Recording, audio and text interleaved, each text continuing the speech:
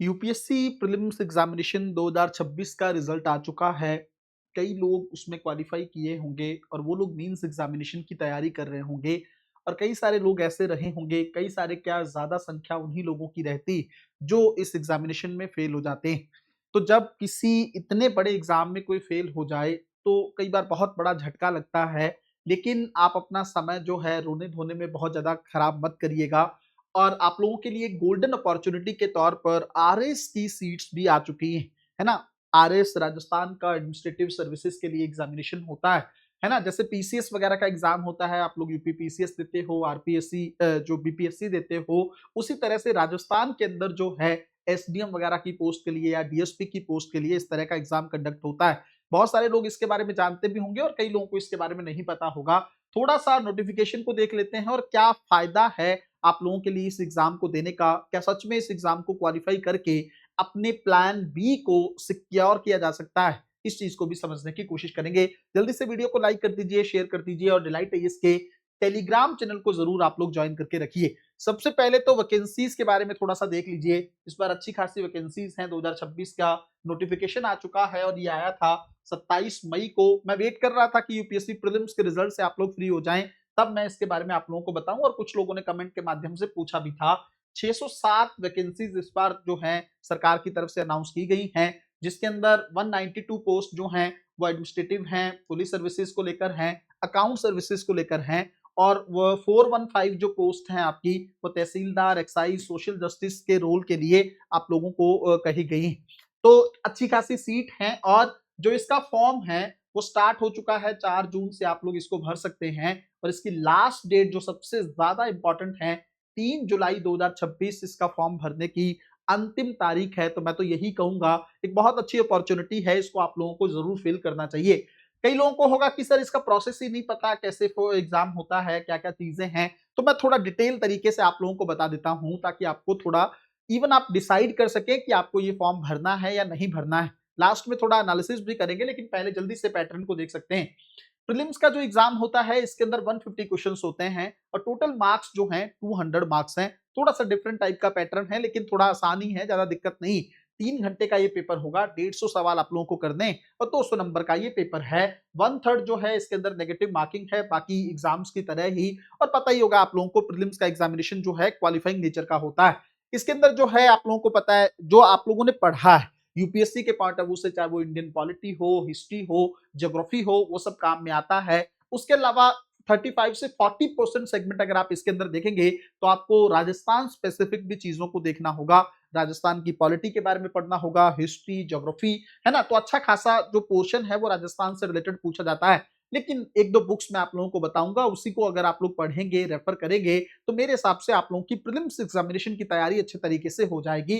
Qualifying level का है, थोड़ा बहुत जो है इसके अंदर मैथ और रीजनिंग की चीजें भी आप लोगों से पूछी जाती हैं। तो बहुत ज्यादा डिफिकल्ट लाइफ का पेपर जो है प्रीलिम्स एग्जामिनेशन नहीं है ना? आप लोग इसको जरूर फिलअप करिएगा। दूसरा, उसके बाद अगर मेंस एग्जामिनेशन को हम लोग देखें तो 4 पेपर होते हैं, 200 नंबर का एक पेपर होता है ना? 100 नंबर का इंटरव्यू है, तो टोटल 900 मार्क्स में से आप लोगों की कट ऑफ बननी है, जो फाइनल कट ऑफ बननी है ना? तो 3 घंटे का जो है हर पेपर होगा। ये जो 200 मार्क्स के जो 4 पेपर होने, इसमें हर पेपर 3 घंटे का रहेगा। इंग्लिश में भी दे सकते हैं, हिंदी में भी दे सकते हैं, जो आपकी मर्जी हो जिसमें भी। और सब्जेक्टिव है, आपको पता है मेंस एग्जामिनेशन है, तो रिटन होगा, डिस्क्रिप्टिव टेस्ट आप लोगों का ये देखने को मिलेगा। अब जो है पेपर 1 और पेपर 2 में किस तरह का सिलेबस है, मेंस के पेपर की बात कर रहा हूं, है ना? प्रीलिम्स में तो एक ही पेपर है, मैंने आप लोगों को बता दिया। वहां पे इंडियन ज्योग्राफी, पॉलिटी, हिस्ट्री ये सब भी देखने को मिलेगा और साथ में राजस्थान स्पेसिफिक भी चीजें देखने को मिलेंगी। अगर राजस्थान का इकोनॉमिक सर्वे और बजट भी आप लोग कर लेंगे, उससे सीधे 15 से 20 सवाल आप लोगों को देखने को मिलते हैं प्रीलिम्स एग्जामिनेशन में। तो काफी अच्छे तरीके से आप लोग उसको कर सकते हैं। बहुत जल्द डिलाइट आईएएस के माध्यम से भी आरएस की तैयारी को लेकर एक बैच शुरू किया जा रहा है। अगर आप लोग चाहें तो आप उसमें उसके अंदर भी इनरोल कर सकते हैं। अब देखते हैं, सबसे पहले पेपर 1 जो है आपका जनरल स्टडीज का 200 नंबर का है। इसके अंदर क्या कुछ हिस्ट्री, इंडियन हिस्ट्री के बारे में, राजस्थान की हिस्ट्री, वर्ल्ड की हिस्ट्री के बारे में थोड़ा बहुत, ये सब आपको पता है कि 2 सेगमेंट तो आप लोग यूपीएससी में ही पढ़ते हो। तो नया क्या है, थोड़ा सा राजस्थान की हिस्ट्री है, यही वही हिस्ट्री जो आप लोग प्रीलिम्स एग्जामिनेशन में पढ़ चुके होंगे, यहाँ पे आपको थोड़ा सा डिस्क्रिप्टिव में ही लिखना है। दूसरा इकोनॉमिक्स के बारे में, इंडियन इकोनॉमिक्स या ग्लोबल इकोनॉमिक्स, और साथ में राजस्थान की थोड़ी बहुत इकोनॉमी। तीसरा sociology, management, accounting and auditing. ये थोड़ा सा अलग हो जाता है सेगमेंट, लेकिन इसके नोट्स वगैरह अवेलेबल हो जाते हैं, क्लासेस भी मिल जाती हैं, तो अच्छे तरीके से कर सकते हो। डेली अगर 1-2 घंटे भी दे दोगे तब भी क्या प्रॉब्लम है। यूपीएससी 12-14 घंटे पढ़ के भी क्या हासिल हुआ, कुछ मिला क्या, नहीं हुआ ना एग्जाम। उसको 8-10 घंटे भी देते रहना साथ में, और 1-2 घंटे किसी और एग्जाम को दे दोगे और आपका प्लान भी सिक्योर हो जाए, तो मुझे लगता नहीं है कि ये यहाँ पर ये जो है अपॉर्चुनिटी बुरी है ना। दूसरा पेपर अगर हम लोग यहाँ पे देखें तो इसके अंदर क्या है, लॉजिकल रीजनिंग और मेंटल एबिलिटी का वाला सेगमेंट है, जनरल साइंस एंड टेक्नोलॉजी है, और यहाँ पे ज्योग्राफी ऑफ इंडिया, राजस्थान और वर्ल्ड की ज्योग्राफी। इंडियन ज्योग्राफी और वर्ल्ड की ज्योग्राफी तो ऑलरेडी आप लोग पढ़ते हो, तो थोड़ा सा राजस्थान के भूगोल के बारे में भी आप लोगों को देखना होगा। तीसरा पेपर अगर मैं देखूं आपका यहाँ पे, तो Indian political system, world politics और करंट अफेयर है इसके अंदर। पब्लिक एडमिनिस्ट्रेशन एंड मैनेजमेंट को लेकर थोड़े बहुत कॉन्सेप्ट हैं। जिन लोगों का पब्लिक एडमिनिस्ट्रेशन ऑप्शनल है उनको तो खैर इसमें दिक्कत नहीं होगी। तीसरा है स्पोर्ट्स के बारे में, योगा, बिहेवियर, लॉ। थोड़ा बहुत देखो डिफरेंट होता ही है, तो उसको तैयार किया जा सकता है, उतना ज्यादा दिक्कत उसके अंदर नहीं आएगी। चौथा पेपर है आपका जनरल लैंग्वेज का, ये तो फ्री का पेपर है, इसमें अगर आप लोग थोड़ी सी तैयारी करें। जनरल हिंदी का जो पेपर होगा 120 मार्क्स का होगा। यही फोर्थ पेपर है ना जो बहुत बड़ा रोल प्ले करता है आरएस के मेंस एग्जामिनेशन के अंदर। तो इसके अंदर 120 नंबर की हिंदी है और 80 मार्क्स की आप लोगों की इंग्लिश को देखने को मिलेगा। तो थोड़ा सा अगर इसके अंदर भी तैयारी कर लेंगे तो मेंस में आपके मार्क्स काफी अच्छे तरीके से बूस्ट हो जाएंगे। और पर्सनैलिटी टेस्ट 100 नंबर का है, तो इंटरव्यू को लेकर मार्क्स का अलॉटमेंट बहुत ज्यादा नहीं है ना। तो पर्सनैलिटी तो वैसे भी आप लोग जिस तरीके से यूपीएससी को लेकर तैयारी करते हैं वैसी ही पर्सनैलिटी आपकी होनी चाहिए। आपको डीएम बनने के लिए जो पर्सनैलिटी चाहिए कुछ वैसी ही पर्सनैलिटी आपसे एक्सपेक्ट की जाती है। किस चीज को लेकर, राजस्थान में अगर आप लोगों को एसडीएम वगैरह बनना है और जो है डीएसपी वगैरह की पोजीशन को जो है ग्रहण करना है। अब हम लोग बात करते हैं क्या सच में आपको इस एग्जाम को फिल करना चाहिए। देखो दो तरह के कैंडिडेट्स होंगे, एक वो जो राजस्थान से बिलोंग करते हैं, वो तो मुझे लगता है उनको तो कहने की भी जरूरत नहीं है। होम स्टेट है तो वो लोग 100% अप्लाई करते ही करते हैं, वेट करते हैं हर 2 साल के अंदर कई बार इसका एग्जाम होता है, लेट हो जाता है कई बार इसका प्रोसेस, ये तो जरूर है, वो हर पीसीएस के साथ इशू है। लेकिन इतना जरूर है पैरेलल देते रहो ना, क्या बुरा है।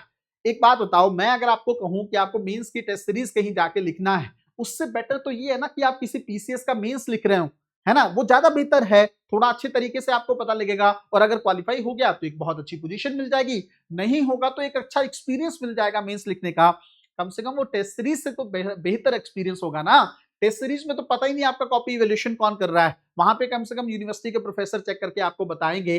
और अगर आपने पेपर पूरा कर दिया ना राजस्थान के अंदर, तो आपके क्वालिफाई होने के की संभावना जो है वो लगातार बढ़ जाती है ना। तो मेरे हिसाब से जो लोग राजस्थान से बिलोंग करते हैं उनको तो हर हाल में इस एग्जाम को फिल करना ही करना है। और जो लोग अदर स्टेट से हैं उनको नुकसान क्या है, बस एक छोटा सा नुकसान ये है कि आपकी कैटेगरी यहाँ पे एक्सेप्ट नहीं होगी, वो हर जगह होता है। यूपी में अगर राजस्थान का बच्चा जाके फिलअप करेगा तो उसको जनरल का कैंडिडेट माना जाएगा, चाहे वो ओबीसी से बिलोंग करता हो।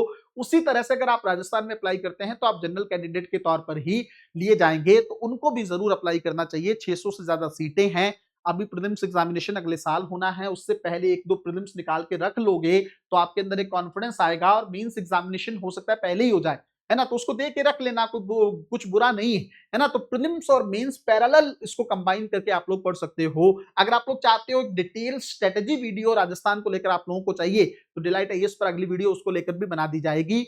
आप लोग बहुत अच्छे से तैयारी करते रहें। जिस तरह से पहले मैंने बताया कि वो एक 1 डे एग्जाम देकर आप लोग अपनी जॉब को सिक्योर कर सकते हैं, इस बार मेरा थोड़ा सा प्रयास ये है कि अगले साल के प्रीलिम्स एग्जामिनेशन से पहले पहले आपको कोई ना कोई एक जॉब मैं दिला दूं, ताकि एक कॉन्फिडेंस आपके अंदर आ जाए और उसके बाद आप लोग यूपीएससी को डील करो। तो इस तरह की और वीडियोस भी मैं आप लोगों के लिए लाता रहूंगा।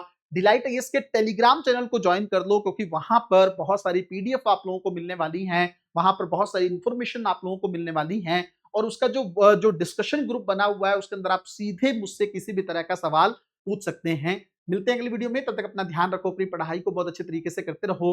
बहुत बहुत धन्यवाद।